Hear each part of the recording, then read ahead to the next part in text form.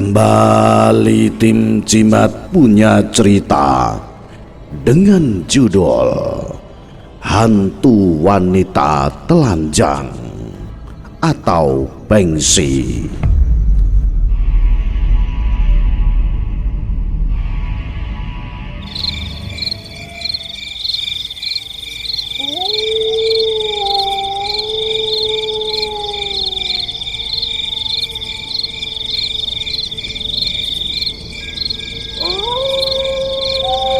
Bengsi merupakan sosok hantu wanita yang konon menurut orang tua zaman dulu merupakan hantu yang berdiam dalam hutan-hutan tertentu. Adapun asal muasalnya makhluk ini adalah manusia biasa yang meninggal dalam keadaan masih hamil, dikubur dalam hutan tanpa nisan dari suku-suku yang memang berdiam dalam hutan. Mereka sebelumnya hidup primitif dan tak mengenal agama. Tidak semua orang yang meninggal dalam keadaan hamil jadi bengsi. Peristiwa semacam ini hanya terjadi pada zaman dulu. Hantu bengsi katanya memangsa manusia dengan cara mencabik-cabik lalu menghisap darah korbannya. Hantu bengsi masih ada hingga kini di hutan-hutan pedalaman yang jarang dijamah manusia. Penggambaran sosok bengsi seperti wanita telanjang yang membawa bayi. Anehnya, bayi itu tidak digendong, melainkan masih melekat di rahimnya dengan tali pusat yang menempel pada bayi itu. Jika bertemu manusia, maka bayi itu akan dicabut lalu dilemparkannya. Bila mengenai sasaran atau tubuh korbannya, maka bayi itu akan lengket dan berpegangan dengan sangat kuat hingga tidak bisa dilepaskan. Saat itulah si ibu atau bengsi akan menarik korbannya dengan tali pusat yang berfungsi sebagai tali tadi, lalu memangsanya. Berbeda dengan hantu-hantu pada umumnya, kemunculan makhluk ini tak mengenal siang atau malam. Beberapa saksi yang pernah bertemu langsung atau hanya sekedar mendengar cekikikan tawanya lebih sering terjadi pada siang hari. Tidak semua orang yang masuk hutan biasanya bertemu bengsi, hanya orang-orang yang bernasib sial atau memang sengaja menantang atau berlagak angkuh atau melanggar pantangan.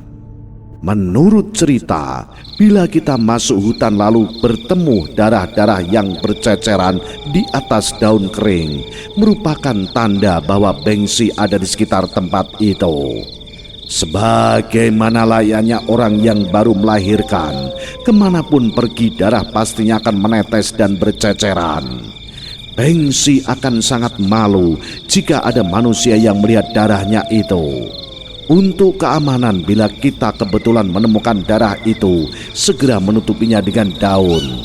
Bagi yang membiarkan, maka orang itu akan jadi korbannya. Selain itu juga keberadaan bengsi dapat diketahui dari suara tawa melengking seperti wanita menjerit. Itu semua merupakan peringatan agar kita tidak melanjutkan perjalanan lebih jauh ke dalam hutan tersebut karena merupakan daerah kekuasaannya.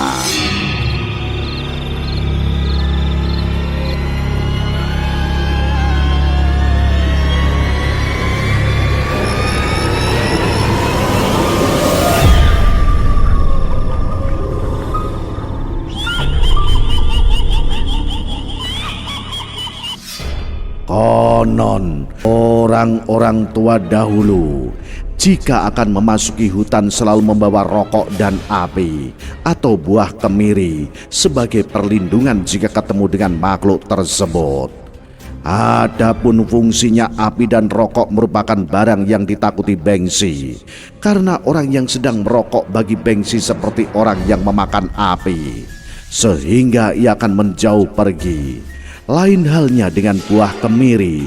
Bila kebetulan kepergok bertemu bengsi dan tidak ada kesempatan melarikan diri, maka langkah terakhir adalah melemparkan buah itu ke arah bengsi.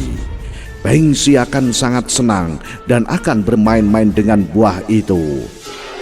Bengsi sendiri menganggap kemiri bukan sebagai buah, tetapi terkesan merupakan buah zakar laki-laki.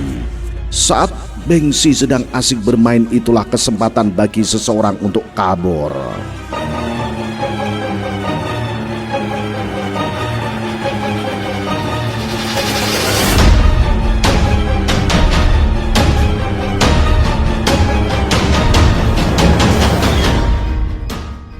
Ada memang cerita yang menarik dari almarhum simbahku. Suatu ketika ada orang tua yang akan mengambil rotan dalam hutan. Letaknya cukup jauh dari perkampungan. Nah, saat memasuki jauh ke dalam hutan, orang tua itu menemukan darah-darah yang berceceran di daun-daun kering. Namun ia membiarkannya saja. Beberapa saat kemudian terdengar olehnya suara tawa cekikikan yang nyaring. Dan tak berapa lama makhluk itu muncul tidak jauh dari hadapannya.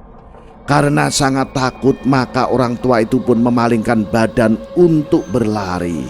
Namun kalah cepat dengan Bengsi yang sudah menarik bayi dari kemaluannya dan melemparkan ke arah orang tua itu.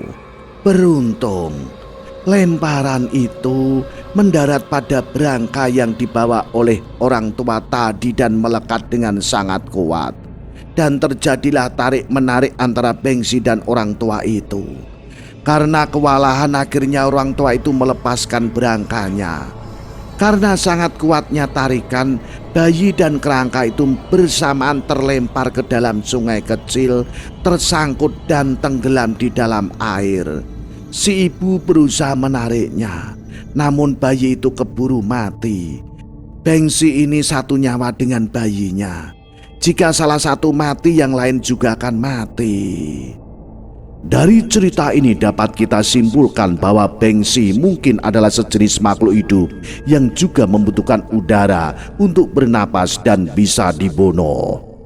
Itulah cerita misteri. Salam Jimatres, salam misteri. Au.